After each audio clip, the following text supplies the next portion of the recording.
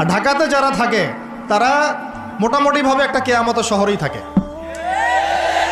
কারণ এখানে এমন কোনো পাপ নাই যেটা হচ্ছে না, এমন কোনো পাপ নাই। একেবারে প্রতারণা দিয়ে ভর্তি উপর থেকে নিচ পর্যন্ত।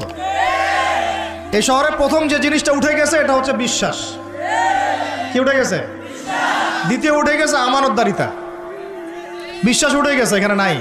আমানতদারিতা নাই। কে কার উপর দিয়ে টক্কর দিতে পারে এটা হচ্ছে আমাদের এজেন্ডা আর কি।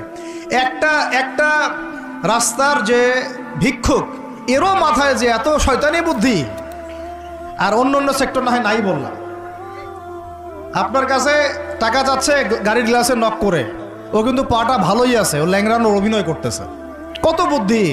কেউ আবার ইচ্ছা করে একটা আঙ্গুল বা হাত কাটে নিয়েছে, ইচ্ছা করে কাটছে, সারা জীবন কোনো কাজ করা লাগবে না, এটা করেই খাবে। কেউ আবার ইচ্ছা করে হিজড়া হচ্ছে এই শহরে, এটা সারা জীবন কাজ